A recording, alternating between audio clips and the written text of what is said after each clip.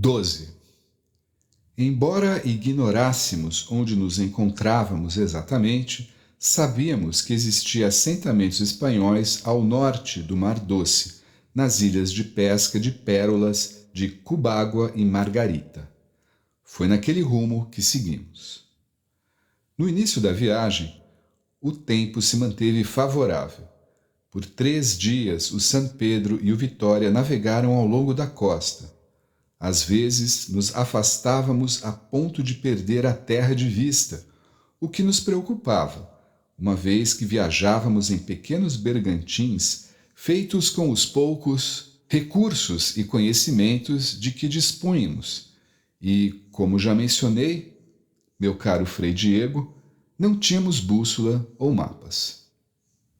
Além disso, perder a terra de vista nos impedia de ver os sinais de rios desaguando, onde nos abastecíamos de água doce.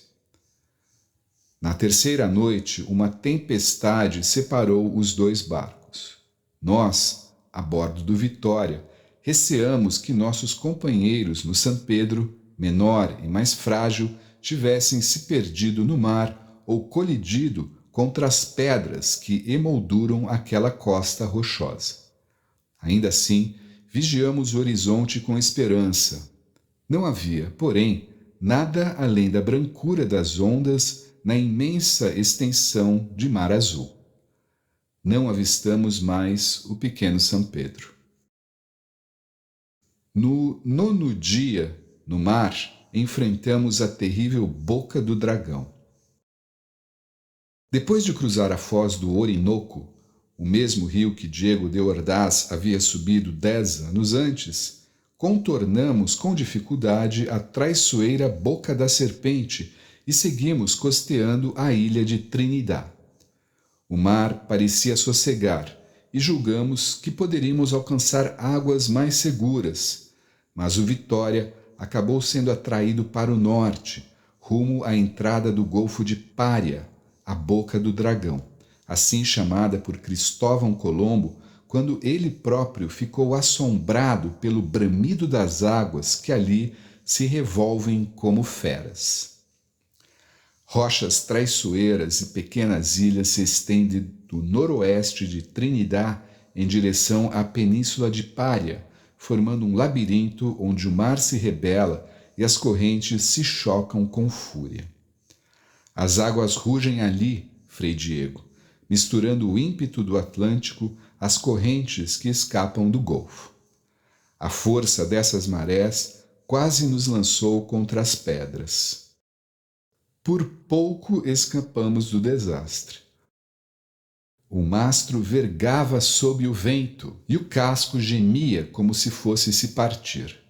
Mas, ao nos afastarmos da Boca do Dragão, fomos empurrados para dentro do próprio Golfo de Pária, através de outra de suas bocas, de onde não conseguimos sair mais. Por algum tempo, acreditamos estar num caminho melhor, mas logo entendemos nosso engano. O Golfo parecia um lago turbulento, sem saída. As correntes nos arrastavam em círculos e o ar pesado trazia o cheiro adocicado da terra e da lama de grandes rios. As águas que desaguam dos rios Orinoco, do Rio Grande e do San Juan ali se chocam contra o mar, criando redemoinhos e ondas que surgem do nada. As marés entram pelas bocas estreitas e saem com violência, fazendo as pequenas embarcações girarem como folhas sobre a corrente. Durante uma semana inteira tentamos vencer as águas e remar de volta ao oceano. O calor era escaldante, os ventos contrários, e a cada tentativa de sair do Golfo, éramos devolvidos para suas entranhas. Por 7 dias e 6 noites não largamos os remos, nos revezando na luta contra as águas do Golfo de Pária. Nesse tempo, não comemos nada além de algumas frutas semelhantes a ameixas, chamadas rogos. Só conseguimos sair do Golfo ao cair da tarde do 7º dia, quando um vento firme começou a soprar do sul, e as marés que até então nos aprisionavam mudaram de rumo. Aproveitamos o impulso e, apesar das velas rasgadas, deixamos o vento nos empurrar pelas bocas estreitas. As águas pareciam vivas, rugindo em torno do Vitória. Percebendo o movimento das correntes, seguimos a trilha de espuma que denunciava a saída para o mar. Remamos com o que nos restava de força e, de repente, parecia que o próprio Golfo nos libertava, tão exausto de lutar contra nós quanto nós contra ele. Os 7 dias de combate contra as águas cobraram um preço alto. Estávamos exaustos, as mãos destruídas. Nossos lábios estavam rachados e sangrando. Além da fome, a falta de água também passou a nos torturar. Durante qualquer garoa ou tempestade passageira, os que não estavam remando erguiam os cantis para captar um pouco de água da chuva. Prosseguimos sem saber, porém, se estávamos indo na direção certa.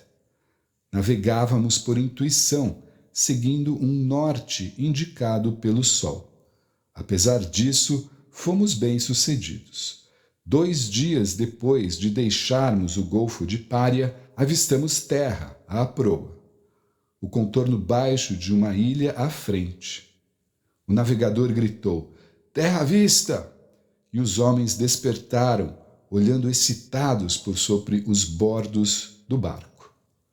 Mal conseguíamos conter a euforia de ver o pequeno porto de Cubágua, a minúscula ilha das Pérolas, onde há uma povoação espanhola, Nueva Cádiz. Aportamos em 11 de setembro de 1542, por volta das 3 da tarde, numa vila parcialmente reconstruída depois de ter sido arrasada por um terremoto, seguido por ondas gigantes meses antes de nossa chegada. No porto havia alguns navios de pequeno porte e, à distância, os contornos de casas construídas no estilo de nosso país. Uma bandeira espanhola tremulava num mastro. Ansiosos, colocamos as tábuas de desembarque e descemos, cambaleando, fracos, pela areia. Estávamos mais mortos do que vivos, mas tínhamos consciência de que havíamos completado uma jornada tão notável quanto improvável. Tínhamos descoberto uma terra imensamente rica e desenvolvida. Mais do que uma viagem de exploração, o que realizamos foi quase um milagre. A notícia da nossa chegada espalhou-se rapidamente pela vila e, para nossa surpresa, os tripulantes do San Pedro desceram à praia para nos receber. Haviam chegado a Cubágua 2 dias antes, tendo, de alguma forma, conseguido evitar as presas da boca do dragão. Tão grande foi a alegria que sentimos ao ver os outros, meu caro Frei Diego, que não posso expressá-la em palavras. Assim como nós achávamos que o San Pedro tinha naufragado, nossos companheiros também nos consideravam perdidos. O reencontro nos revigorou. A fome e o cansaço desapareceram momentaneamente. Ainda na praia, o capitão Orellana fez uma chamada pedindo que cada um confirmasse presença ao ouvir seu nome. Dos 57 membros da expedição que deixaram o governador Gonzalo para buscar alimentos a bordo do San Pedro, 43 haviam sobrevivido. 3 foram mortos em batalha. Os outros 11 sucumbiram a doenças, fome ou ao consumo de alimentos envenenados. Conservamos também alguns dos reféns que capturamos ao longo do rio, entre eles Caluanã e a menina Saraiuca. O rei Carlos V, ao ler o retrato escrito pelo Frei Carvajal, passou a chamar o rio que descemos, antes conhecido como Marañón, de Rio das Amazonas. Como eu já disse antes, é um curso d'água fabuloso, muito maior do que qualquer rio que temos na Europa, repleto de criaturas insólitas, margeado por uma floresta densa, cheia de árvores altas, habitada por animais estranhos e por vezes perigosos. Um rio colossal que banha uma terra rica onde vicejam civilizações únicas. Não há fantasia na minha narrativa, Frei Diego. O Senhor verá por si mesmo. Talvez, de tudo o que há na terra, o reino das Icamiabas é o que existe de mais próximo da nossa ideia de paraíso. E o Senhor está prestes a viajar por esse mundo, Frei Diego. Um território absolutamente diferente de tudo o que já viu. Acredito que, muito provavelmente, o Senhor vai enfrentar as mesmas dificuldades que eu e os demais homens da expedição do capitão Orellana enfrentamos.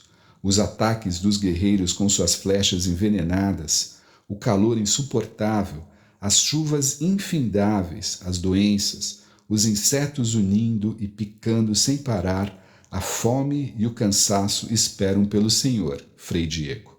Será difícil, por vezes impossível. Mas asseguro ao Senhor que, apesar do alto preço que paguei, dos muitos dias sem comer, das febres, dos combates, dos ferimentos, do desespero, posso dizer que faria tudo novamente para ver o que vi e conhecer o que conheci nessa incrível viagem através do rio das Icamiabas.